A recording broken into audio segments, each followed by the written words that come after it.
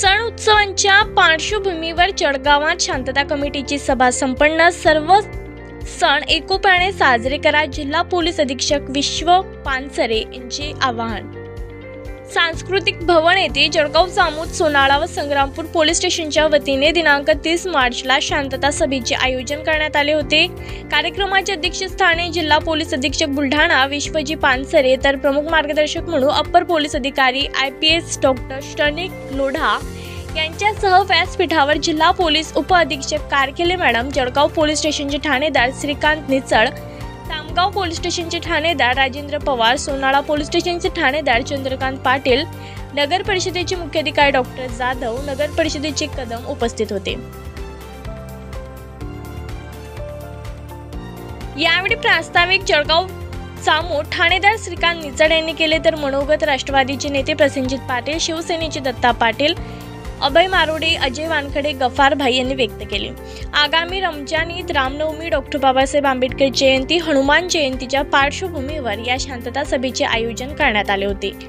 एकात्मतेच्या मूल्यांना तडा जाईल असे कृत्य न करता बंधुभाव जोपासून सर्वांनी कायद्याचे पालन करीत आगामी सण व उत्सव एकोप्याने साजरे करावेत। तसेच कोणत्याही परिस्थितीत सण उत्सव साजरे करताना मिरवणुकीला गालबोट लागू नये याची दक्षता घेऊन सर्व सण व उत्सव एकोप्याने साजरे करा, असे आवाहन यावेळी पोलीस अधीक्षक विश्व पानसरे यांनी केले। सध्या सोशल मीडियाचा मोठ्या प्रमाणावर वापर होताना दिसतो, तसेच सोशल मीडियाचा सध्या काही तरुण मंडळी गैरवापर करीत असल्याचे सध्याचे चित्र दिसत आहे। त्यामुळे आताच्या युवांनी आपल्या सोशल मीडियाच्या पोस्ट किंवा मेसेजमुळे कोणाच्याही भावना दुखावतील अशा भडकाऊ पोस्ट टाकू नयेत, ज्यामुळे कायदा व सुव्यवस्थेचा प्रश्न निर्माण होईल। असे झाल्यास नुकसान आपल्यासह समाजाचे होते। त्यामुळे सामाजिक सद्भावना जोपासत सर्व सण उत्सव शांततेत व नियमांच्या चौकटीतच राहून साजरे करावेत आणि आपल्या पोलीस बांधवांना सहकार्य करावे, असे आवाहन यावेळी अतिरिक्त पोलीस अधीक्षक IPS डॉक्टर श्रेनिक लोढा यांनी बोलताना केले।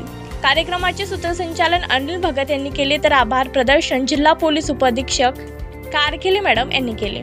यावेळी शांतता कमिटीच्या सभेला सर्वपक्षीय पदाधिकारी, पत्रकार बांधव, पोलीस कर्मचारी, सर्व मंडळाच्या अध्यक्षांसह सर्व पदाधिकारी, गावचे पोलीस पाटील, सरपंच व शांतता समितीच्या सभेला उपस्थित होते।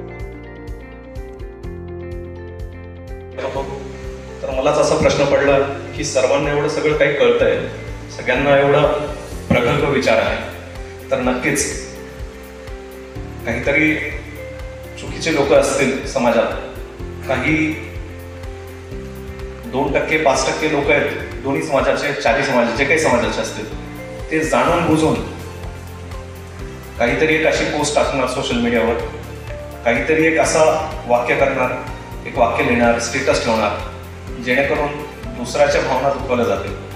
आणि ज्यावेळेस या भावना दुखावल्या जातात त्यावेळेस त्यांना नक्की माहिती असतं की काहीतरी समाजामध्ये तेढ निर्माण होणार आहे, आणि या तेढ निर्माण झाला तर याचा फायदा कोणाला होणार आहे हे फक्त नवयुवक या पिढीने विचार करायला पाहिजे। तर भरपूर लोक आहेत, भरपूर युवा पिढी बसलेली आहे।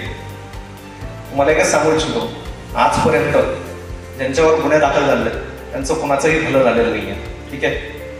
तर माननीय SP सरांचे खूप स्ट्रिक्ट आदेश आहेत। जे कोणी समाजामध्ये तेढ निर्माण करत असेल, जे कोणी दंगल घडवून आणण्याचा प्रयत्न करत असेल, कसलाही भेदभाव, कसलाही प्रशासनाचा बायसनेस न दाखवता तात्काळ जेवढे गंभीर कलम लावता येईल तेवढे नक्कीच तेवढे सर्व गंभीर कलम लावून आपण त्यांच्यावर कारवाई करणार आहोत।